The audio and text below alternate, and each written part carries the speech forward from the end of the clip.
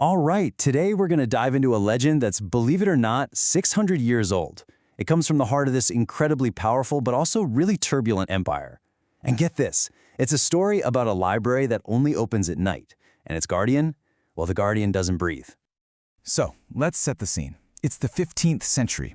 Imagine you're on a caravan, traveling the Silk Road. The only thing you hear at night are these whispers passed from one traveler to another. And what are they whispering about? A chilling rumor, a legend about some cursed place, and even creepier, its terrifying, sleepless keeper. Yeah, so the story goes that there was this forgotten library tucked away in the ruins just outside the incredible city of Samarkand. And look, this was not a place for your everyday scholar. No. This place was basically a vault for dangerous secrets. We're talking about the kind of knowledge that could cost you absolutely everything. But here's the real kicker. The most terrifying part of this whole rumor wasn't the library. It was the guardian. The stories described something, or someone, that wasn't really living anymore. Just this eternal sentry, forever bound to protect the cursed books inside. Now, this legend isn't just some vague campfire story. It actually has a main character, a protagonist. And it's really through his tragic quest that we get to the heart of the horror of the Librarian of the Dead. So let me introduce you to our guy, Bahman Nishibori. He was a young, brilliant historian, totally obsessed with finding lost manuscripts and uncovering forgotten histories. So you can imagine, when he hears a rumor about a library with a sleepless guardian, well, for him, that temptation was just too much to resist. His whole journey into this nightmare, it really followed a pretty clear and pretty horrifying path. It all started with that obsession, right? He hears the rumor. Then, even though a caravan master warns him to stay away, he spots this faint light and follows it, and bam, he finds the library. Then comes the encounter, and this is where it gets really creepy. The librarian already knows his name. After that, he pays the price. He's given a book, a very strange book, which seals his fate, and that leads to the final, terrible consequence. And this book he was given, it was something else entirely. I mean, the pages were totally blank, but when Bahman breathed on them, his own life force, his breath, made the contents appear. And we're not talking about simple text here. The ink would literally dissolve into these horrific, living images of the Empire's bloodiest battles, both battles that had already happened and ones that were still to come. Okay, so you can imagine Bahman is completely terrified.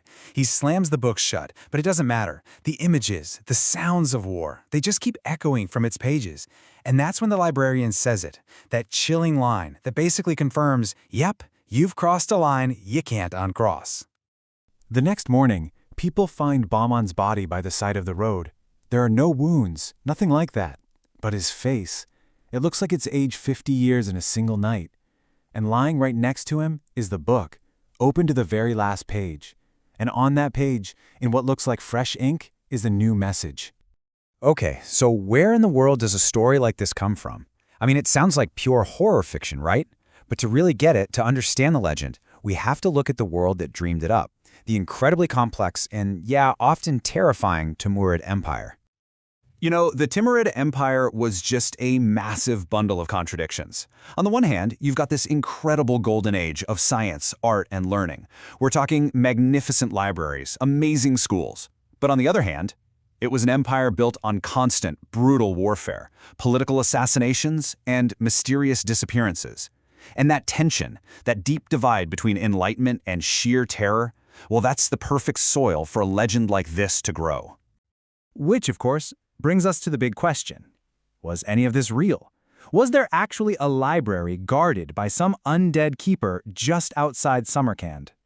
Well, okay, there's no smoking gun. No historical record says, yep, Librarian of the Dead, right here. But historians have found these intriguing little threads. You find mentions of forbidden books, literally chained up, meant only for a select few. You see reports from travelers talking about strange lights in abandoned buildings near the city. And you even hear these oral tales of scholars who just went mad from what they were studying. So it really seems like the legend was woven together from all these very real, very potent fears. So if the library wasn't literally real, then what does the story mean? Because this is way more than just a simple ghost story. It's actually a really complex allegory, a kind of coded message about the anxieties of living in such a brilliant but also incredibly violent empire. We can actually break down its meaning into 4 big layers, 4 key warnings. First, there's the theme of forbidden knowledge, the idea that ambition without wisdom can be super destructive.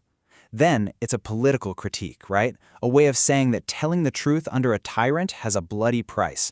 It's also about the unburied past, this idea that histories you try to suppress will always come back. And finally, it's about the curse of knowing, that some burdens don't just end, they get passed on to the next person.